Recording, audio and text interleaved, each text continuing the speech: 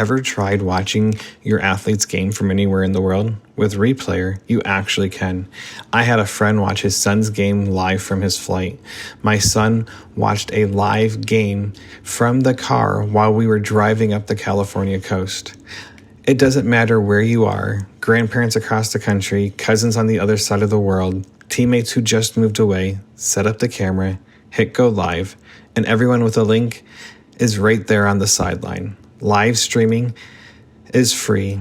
Unlimited games, unlimited teams, unlimited users. No complex tiers. Everyone gets access. And forget waiting hours for footage. I recorded a 60-minute game and it was ready in 5 minutes. Players were clipping highlights on the ride home. One camera, made in the USA, unlimited everything. If you never want to miss those moments, head to replayer.com. The link is in the show notes. Family-owned Soccer Innovation is your go-to source for top quality equipment. Whether you're a player, a supportive family member, or a dedicated coach, they have everything you need to elevate your game. For players, their innovative equipment are designed to boost your skills and performance on the pitch.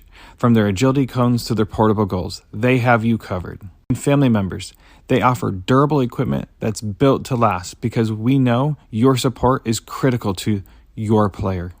Coaches, trust me, they can provide the equipment you need to run effective training sessions and shape the next generation of soccer players. Visit Soccer Innovations at soccerinnovations.com to start elevating your game with them. And if you use the code PITCH, PITCH, you can receive up to 10% off your next order.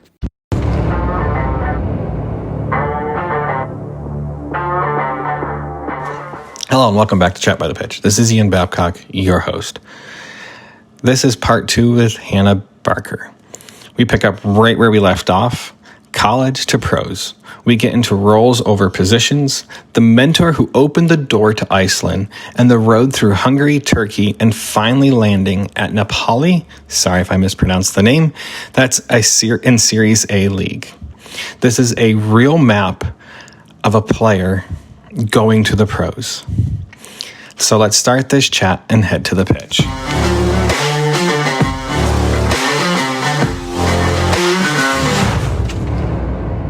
So I have to ask, we haven't talked about it. What position have you played? Yes. Do you play everything? Did you?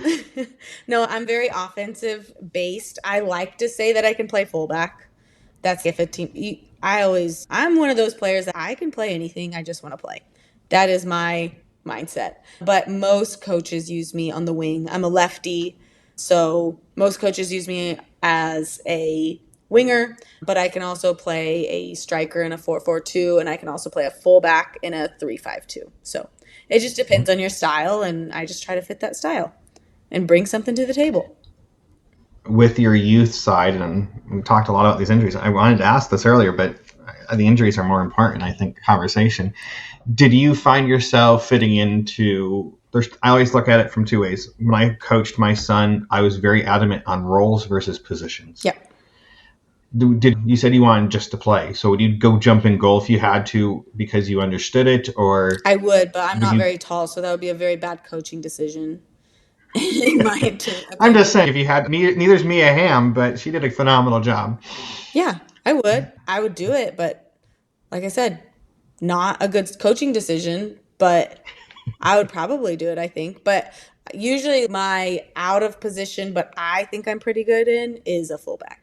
But it just depends on the coach. I've had coaches look at me and say, you are a fullback. If you're on my team, you're playing a wing back. But then I've had other coaches say, no, you're a number 10. I want you to play here. So it's a coach's preference thing, and that's why I'm like, I don't tell coaches what position I play. You tell me what position you want me to play. Because in my mind, I can bring a lot to the table, and especially when it comes to assisting. I like to think of myself as an assister, if we're talking roles versus positions. Right. I'm usually setting people up is what I like to do. I like to score too, but that's usually You're the playmaker. Yeah, you're the playmaker. Yeah. I like to be a playmaker. It's definitely one thing. Here, I did an interview and they talked about a squad system, and you have three types of players. One's the all-star, the playmaker, and the support player. And I always tell everyone, you want to be the support player because you have the longer career. If you're the all-star, if you're not on fire all the time, you won't have a long career. But if you're the playmaker and you're consistently doing well there, you'll have a very long career in the game. Yeah. Because you look at all the I people that do phenomenal job there. no, I think yeah, I think I would love to be the all-star, but I just fit the role better as a playmaker. I can also step up when needed if my name's called. I will shoot the shot on the top of the box and not feel bad for it. No, there's nothing wrong with that. I'm just saying, like, I think we get set in this mindset of I'm this person or I'm this type of player, and you dictate who you are out there. I never played the game, but I can tell you from the sports psychology side, don't hold yourself back. Don't Yeah, don't put be yourself the in a person. box. Like Yeah. from a business standpoint, even in the soccer world now, like if a coach puts you in another position, maybe you don't plan on staying there forever. Say, okay, great. Now I can tell other people that I play this position, and this position. You never know who needs you, who you can help depending on the team that you're on. But I think the most important thing as a player is being on the field. I never understood why people would get angry and say, no, I'm this position. No, I only play this position. I will never understand it. I tell both my kids, play wherever they tell you to play. Just be happy you're on the field getting There minutes. you go. I can agree with that one. And if I make sure I'm working more with my daughter on this understanding roles versus positions, because her coach very much is you float. If you're playing defender and you get that breakaway, Now sorry, you're, but someone has to drop back. Now you're the midfielder or yeah, the striker. And I think that's so critical. She's 8, and this is what the coach is teaching. And I think it's I think it's so important. important. They were doing it when they were playing 4v4. They played a diamond formation. So Mm-hmm. if you're playing in back and you get the ball, and someone's playing the right wing, and you go up the right hand side, sorry, if you're on the wing, you have to drop back and cover, or the person on the left wing, depending on what's going on. No, And they exactly. had 3 or 4 little girls that understood this at the age of 6. I was like really Yeah. impressed. And so those 4 little girls were always, one of them, 2 of them were always on the field because they understood they had to move and Yeah. things like that. So I think that's why I've always shifted. It's like I always ask a coach, do you teach position or do you teach roles? And as a parent, it's something that's important to me. So this leads into my next area here. Did you feel like you learned this in playing for Hugh, or did you feel like this was a transition that you learned going off to college? Oh, that's a tough one. I think a lot of what we're talking about is just soccer IQ. Do you understand the game or do you not understand the game? And I want to say from an early age, I really understood that if someone's dribbling inside, you need to make an overlapping run. I understood that if my defender goes up, I should probably drop into their space. And I think Hugh gave us the freedom and space to do that, to not only grow, but like to make mistakes, to realize I think that's so important. You have to make mistakes. It's part of growing, it's part of the game. And to be able to be self critical in a way of, okay, I could maybe do that next time rather than just beating yourself up about it. It's part of the game. We have film every week, oh gosh, here every day to go over our mistakes. And you also see the things you did well, of course, but you don't need that inner critic to be so hard on you when you are making those mistakes. But I think from a young age, I think it's important to learn that it is okay to make mistakes and you're going to fail. And that's just part of the growth because then in that next game, you know what to do and you know how to do it even better. And just imagine if you take that growth mindset throughout your career, think how good you can get. And I do think it's important for a coach to encourage that and to actually teach that. I think I see a lot now that coaches are just like silent, watching, letting you make a mistake, and you're not, of course you're going to make the mistake again because you didn't teach me anything, right?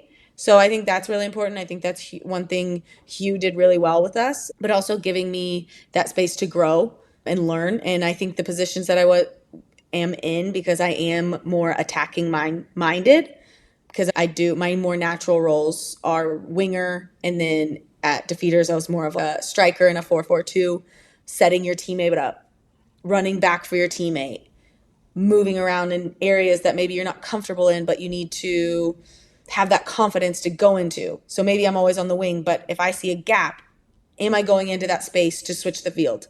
Sometimes you just have to have that confidence to do it. And I think Hugh gave me that space to do that and to grow as a player. I like that. And then I have a question just because it's a coaching style that's out there. Did he teach, I always say, practice is your studying and game is your test?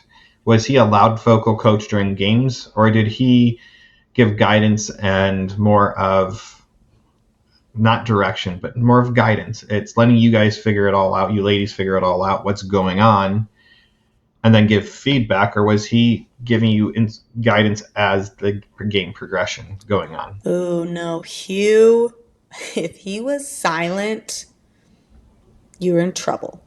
No, that's not true. He was silent. He wasn't a screamer. He didn't, and I think that's also, I don't do well with, I don't mind feedback. Now I don't mind screaming. It's fine. I got it. But I can imagine as a child, it's just not helpful. Now I've learned to focus on the message, not how the message is sent, because not everyone is in touch with their emotions, especially in Europe. So you do have to get past that one. But with Hugh, I wouldn't say he wasn't super vocal. He was giving you direction and guidance and kind of let you handle it. And I feel like as I talk on this podcast, you can kind of see why I stayed in the same area. Why I stayed on the same team throughout my career, because it was just a place where I was allowed to grow, I think. You were you had your safe environment. I think as a parent, two of the most important things is making sure your kids always love what they're doing, and second, that it's in a safe environment. Oh yeah. And we've had many coaches where it's like, yep, we have 6 months, we're going to ride this out and we're leaving and we're not looking back. Yeah. And if someone asks our opinion, we'll give an honest opinion of our experience. And you look at those things. I think where kids feel the safest, they excel, they grow the most, and they aren't comfortable because they are safe. I think because they're allowed to have failure. I think soccer is one of the few sports where you can fail forward, if that makes any sense. If you make a mistake, you can still advance to the next level, where American football, you can't. If you make a mistake, you're done. It's very adamant. I don't know how to describe it. Baseball, you make a mistake, you can't fail forward. Yeah, but with soccer, statistical. Yeah. With soccer, there's different roles. You can be the hard worker. There's, like I said, going back to that puzzle piece. Yes, I really like that. You can be the hard worker. So let's move into your college with all these experiences now in your view. So what was it first like going into college? Did you have to do the Matthews test or a beep test? What was like your initial physical side of the game starting off, like passing? Well, like I said, I went into college with a recovering ACL. So I don't actually think anyone expected me to be back as soon as I was. But like I said, I really formed a mentality around this. And when I committed to college, I was like, nothing's stopping me. Sure, I had my moments of, what should I call them? Grief, of pittiness in a way that I think you do deal with. Just like the feeling of I'm not okay, and that's okay because I'm dealing with a lot. And I think that's fine to be able to, it's okay if you understand it. But like I said, I was very resilient, and I knew once I got that scholarship that I was going to make the most of it. And I wanted to be on that field. I didn't look at college as school. I looked at it as I'm going to play soccer, which probably wasn't great at the time. But when I got there, I was ready to prove myself. I didn't want anyone to see me as the girl who just tore her ACL. I wanted to show them that I was that freshman that was going to rise to the occasion. And that's exactly what I did. And after my first game against Oregon State in a preseason game, I scored, and I hardly came off the field after that. I won Freshman of the Year that year. I went on to win 2 Midfielder of the Years, regional teams. It was a beautiful college career for me. And like I said, kind of talking about that longevity, I don't believe I would have the career that I have overseas now if I didn't have that support system and that community and fun, thriving culture that I had when I was in college. You said earlier that they called you right after you got injured and telling you that you still had a spot. Did you feel like you belonged on the team right away? Wherever was everyone welcoming you to the team? Because I know it's intimidating because here's someone's younger and they possibly could take your spot, Mhm. and it's a very I did go for crazy. an official visit, and I will say I went for to a few official visits, but this was one or not official, but I went to a few visits. But this one was a visit that the girls on the team really made me feel at home. The girls were what, 2 years older than me, but they were welcoming me with open arms. They saw that I could play. I had a personality on me, and I just meshed well with them. And that was really important to me before committing, that I got along well with the girls because it was something that was so strong for me at Defeaters. So I wanted to take that into my college career. And it's funny, the girls that were so welcoming on the team, I'm still friends with them today. They're coming to visit me in Europe. And so that just shows you how strong community played a role in my part playing soccer. That's awesome. I think I look at a lot of these kids' experiences and they create these long time Oh, bonds yeah. that kids I don't how to describe it. I feel sports create sometimes the longer bonds with kids, even when they're on different teams later on, Hmm. than friendships they make through school or anything else because they've gone through something together. So I've always been jealous of that as an adult because I never had those experiences, but I get to see it every day talking to these kids that are playing and that are playing at high levels. And someone like you now, it's like you have these experiences that are phenomenal and that they're always there. So when you're going through the college, was there moments of you learned about gritness and leadership and things along that line? I think that really allows a lot of athletes to change their perspective. A lot of the athletes that I've talked to that have gone through college is through college to play. That's the one thing they do talk about. It's learning how to be a leader and learning how to grind because college is such a Oh, yeah. College is hard, grit. but it makes you grow. Being a student athlete is so hard, but it teaches you time management and it teaches you how to just balance everything. When I got overseas, I was like, you're telling me I don't have to do school anymore? And I just get to play soccer? That's crazy. Because college, you were swamped. We were playing Fridays and Sundays and you still had to go to your classes. But the good thing about being a student athlete is that you have that accountability. You have other friends going through the same exact thing as you. So you really have no excuse. If someone else is doing it better than you or making it to your classes on time, you also have to make it to your classes on time. And so that was really helpful, the accountability piece. And yeah, I think it just teaches you a lot about not only being a leader, because those are good leadership skills, but I think the best thing college taught me was time management skills. And I'm grateful for them. That's awesome. So, what was the hardest moment then, as a student and as an athlete going through college? Oh, definitely in season because we were playing Friday at 7 p.m. and then Sundays at 1 p.m. in Nacogdoches, Texas in August. Doesn't that just sound awful?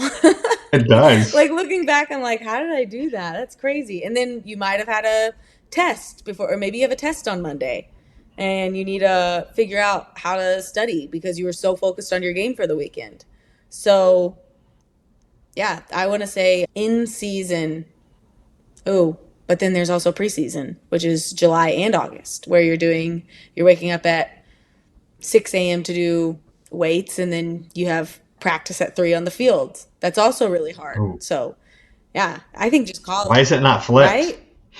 I don't know. Dude, college was just hard. I swear, they just did things just to let's see if they can do it. No, but yeah. Was there a point? Was there a point in college where you like, I'm done, or did it just motivate you more to push on and push harder? So honestly, no, because my love for the game was just growing. And like I said, I was in an environment where I was thriving. My coach, and One thing that I have to point out about teams is not everyone feels the same on that team. Maybe I'm a starter, but maybe you're not. Maybe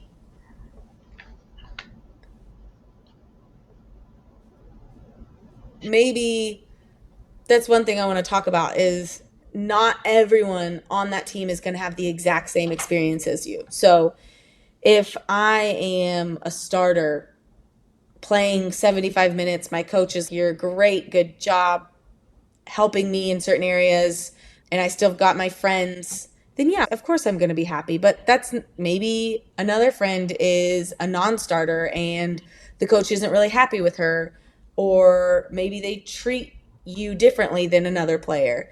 And sometimes that happens, which it's unfortunate, but as a friend and as a teammate, I do think it's your job to not take that load because everyone's load is individual, but it is, I think, important to help your friends, ask them how they're doing, because not everyone's load is the same. But for example, me, when I talk about my club and college career, I do think playing time and having that importance from the coaches and from the team really gave me that full circle moment of, okay, I'm exactly where I want to be, and this is my moment to thrive in the best direction.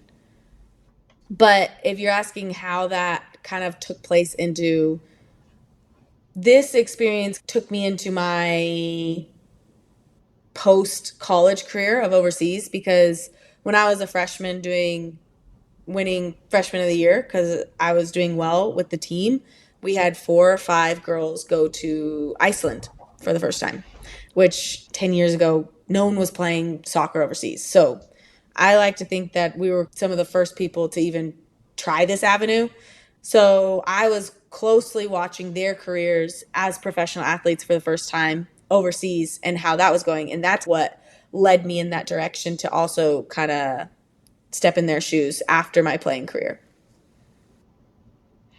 So as you're going through all this, did you have a mentor, someone that was there for you, a former teammate that was there, or did you call home to anyone? Because at the end of the day, I think mentors are such an important part of athlete's career. Oh, yeah. I wouldn't say one person who really helped me follow my professional career is Megan Dunnigan. She was a senior, she was the captain when I was a freshman. And when she graduated, she went overseas for the first time to play in Iceland, which is the American Avenue. That's at the time, we didn't know how to get there, but we knew we needed to go to Iceland to reach Europe to play soccer. Because at the time, there was only the NWSL draft that had 30 people. If you weren't those 30 people, you weren't playing professional soccer in America.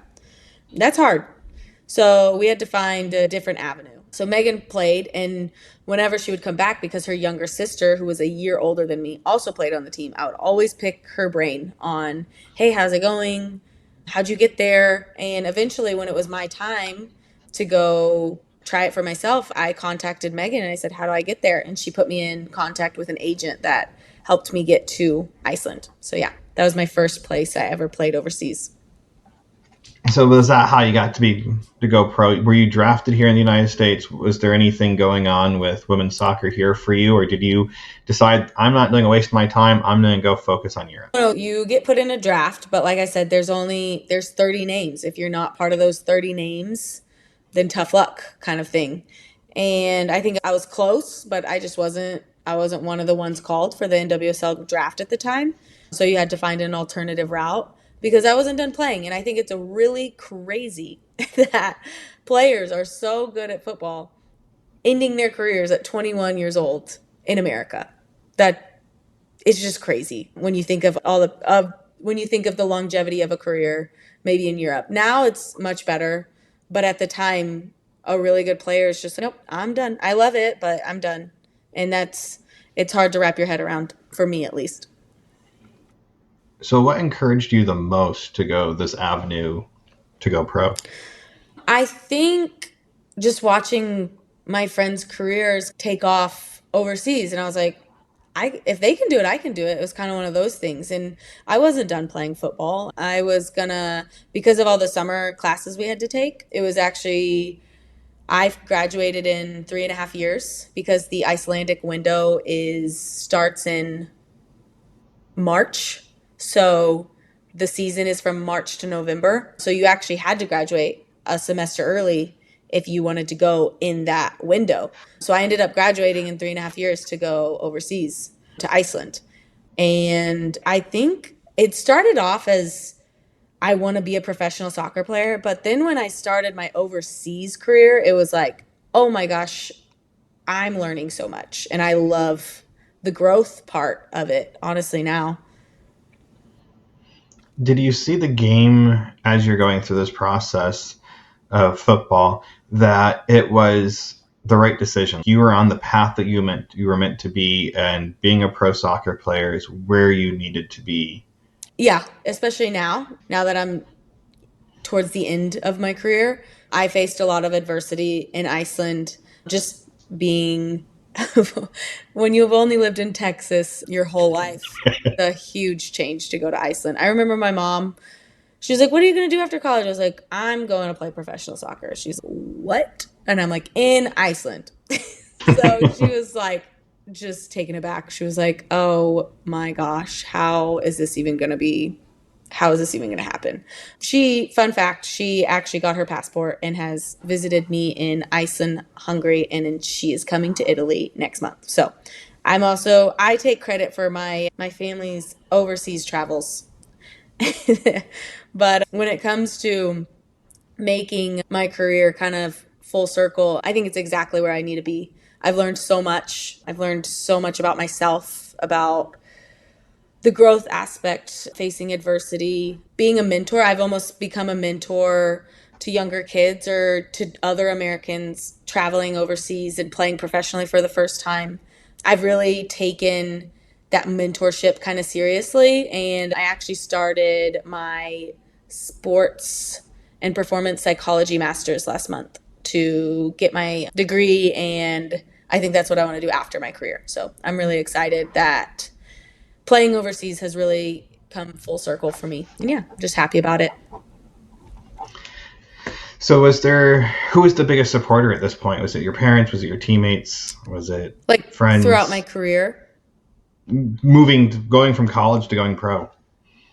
ooh, I would say probably my dad and then also my coaches. Yeah, I would say them. Just a short answer. And my mom eventually came around to it. I think when she realized how much I think I'm just a completely different person from college to now. And just my mom is very proud of the soccer aspect of things, but I think she's more proud of who I've become as a person, if that makes sense. Makes perfect Yeah. sense. Now, is when you stepped into being a pro, was it exactly what you imagined or what you dreamt it would be, or was it this reality check of, oh, it's like playing AAA baseball in the United States? You're going to this small little part and working your way through the divisions, or what was it Well, like? it depends because each country has kind of different aspects to it. So Iceland was great because you had a nice field, you had good facilities because Scandinavia is pretty good with their facilities. But I think traveling all across Iceland was kind of new to me. The league is very aggressive. I think the biggest shock I had was every country kind of has like different food choices they choose before games. And so, like in college, we were very much no fried food. That was like our one team thing. That's like when you're on trips, no fried food because we know that it does not help your body fuel for a game. In Iceland, we were eating these like toast with cheese and jam on it, but like four of them. And that was your pregame snack. And I was like, what is happening? And so that was kind of my wake up call there. That was probably a really strange thing. The good news is actually another full circle moment for Iceland was Megan Dunnigan actually ended up her last season before she retired was the season I was there. So Megan Dunnigan, who was my mentor, basically, we were an 8 minute walk from each other. We played on different teams, but her having her connections and just her being there, we created this American friend group in Iceland, and it just saved me. It just made me feel like I was at home.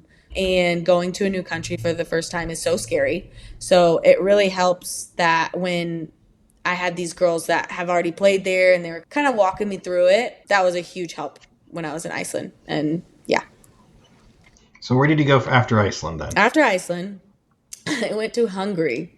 And this was the longest place I lived. So I lived in a little town called Miskolc, Hungary. And what I loved about it was that was almost like we were treated so well because of the facilities. So we got everything that the men's team got. So we had our own field and we had our own locker room with nice facilities, which ironically enough, college is maybe one of the nicer parts. We take pride in our facilities way more than Europe does, just because there's so much more money in college soccer.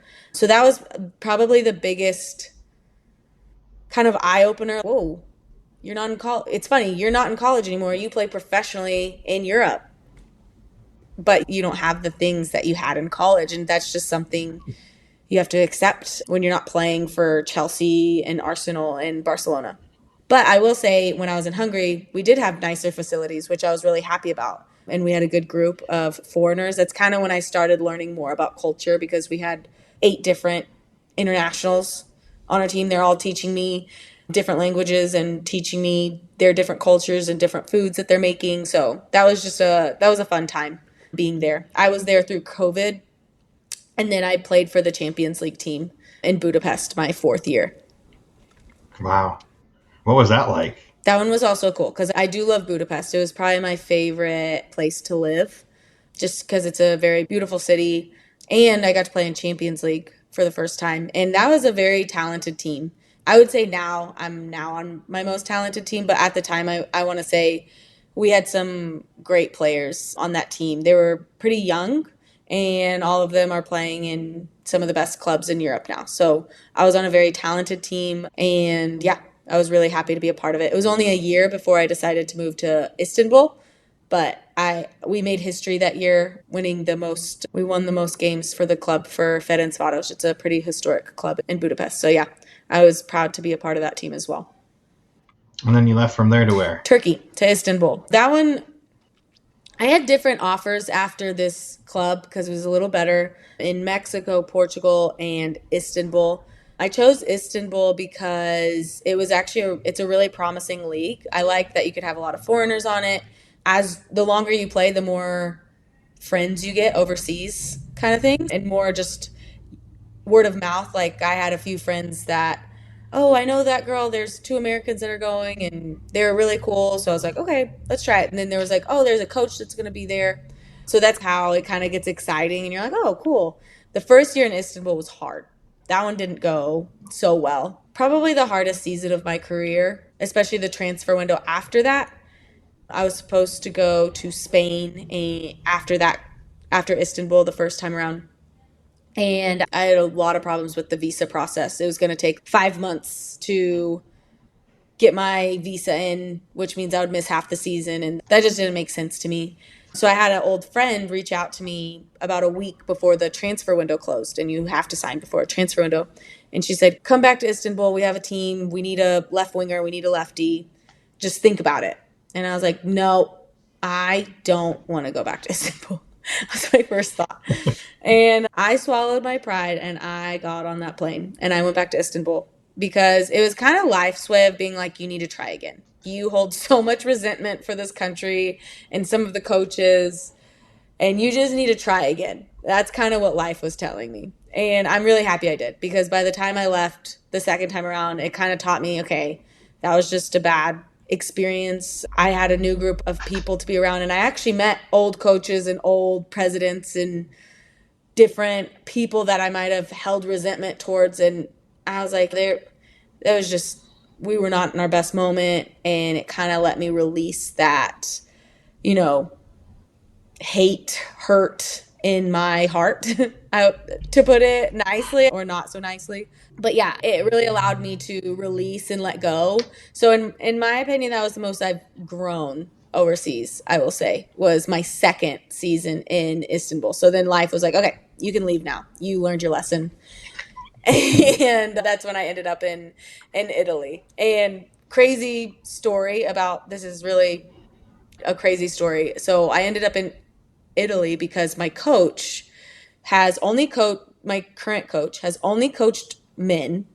And the reason my highlight stuck out to him was because he noticed the field that I was playing on, because it was highlights from the first team that I have a lot of resentment for. That's who he coached, but on the men's side. So he only kind of noticed me and knew about me because of that experience, which now has led me to Serie A, Napoli, currently in fourth place, which is something I only could have dreamed of a year ago.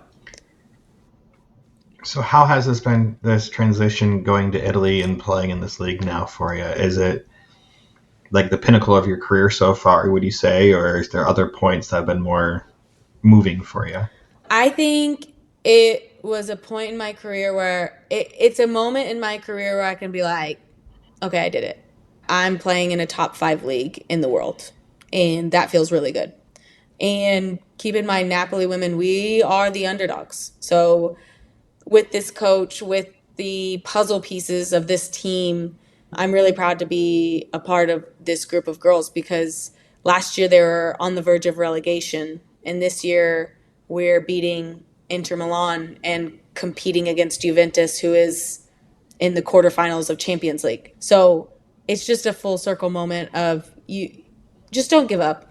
That's my best advice. If you want something, if you believe in yourself, if you want to accomplish something, just stay patient in the process and don't give up, because it's always a circle. So the bad days will not last forever. The good days are not going to last forever either, but at least enjoy them and just know that if you don't give up, you can't lose, because something will always come around to what you want. And that's kind of what I learned with my experience in Italy.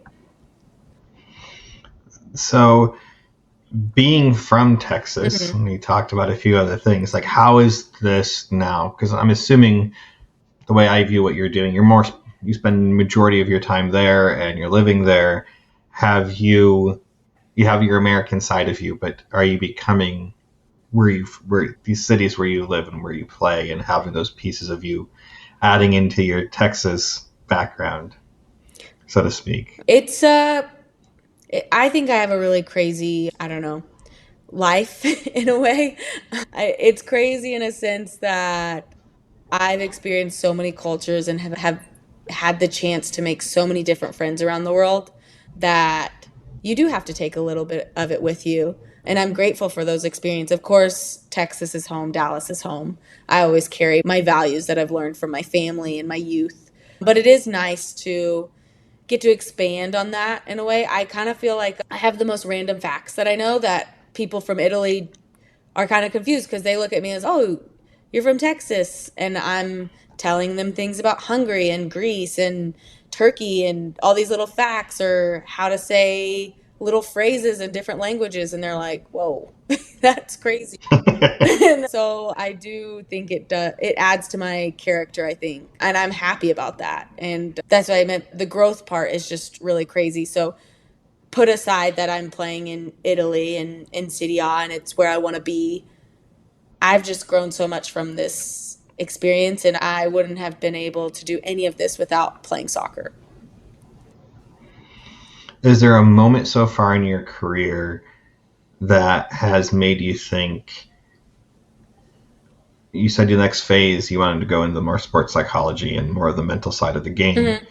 Is there a moment in the game where you're like, I am where I'm supposed to be, this is my path, but I don't regret anything that's happened? You don't have any moments where you look back and wish things were different. It's exactly how you vision, like exactly how it should be. Yeah, and I think everyone in their lives can say, oh, I wish I'd done that. I wish I did this. I wish I did that. But in reality, that's just not, I don't even want to think about that, because I think everyone has a different path, especially when it comes to sports, to soccer. And that's something I've learned meeting these people overseas in Europe, because we all had these crazy paths to get to where we are. And yet our paths crossed. And That's how we're friends. And so it's cool listening to everyone's story on how we all got here. So I don't regret my path at all on how I got here. I love hearing that. That's great. Now, I'm going to ask you my favorite question. Okay. And take your time, because I feel like you have an extensive journey that's not like others. Okay. And who has been the greatest influence on you from the early ages to today, who influenced you the most that you like to give a shout out to? Okay. I have to say thank you and show appreciation to my family, to my sister, dad, mom, just for supporting me throughout my journey. Especially, we can give a extra shout out to my dad, who pushed me maybe in the ways I didn't like when I was younger, but I can show appreciation to them now. And then I have to, oh gosh, how do you say thank you to all of the teammates, all the people that have touched my life, whether it was on Defeaters or SFA or the small groups I've made in the different countries that I've been in that have helped me feel at home away from home, especially the ones in Europe that have made my life easier while being overseas. I have to give a shout out to Francesco, who is an agent from Chile, who helped encourage me when I was in Budapest to write a book about myself, about helping the next generation. And that has actually shaped into me chasing my dreams of chasing my master's and really helping me figure out what I want to be after. Not even that, helping me figure out what am I other than a soccer player? What else? What kind of identity am I? So I have to say thank you to that. And then I do have to say thank you to Dylan and Dave, because my life has changed in a tremendous way since meeting them. The belief that they have in me, the opportunities that they give me, the values that they share with me, it's just been incredible. So I have a lot of people to thank. I can't lie. But those are some that touch the surface for now. Across both parts, Hanna Barker gave us a complete map of one player's journey, from a backyard club in Farmers Branch, Texas, to Serie A in Italy. The early lessons set the tone. Stay at the place that keeps you in love with the beautiful game. Let kids be kids, and protect the joy before you ever chase trophies. 2 ACL tears as a teenager could have ended it all, but she came back by focusing on what she could do and not what she couldn't. And that resilience carried her into a full ride in a Freshman of the Year season.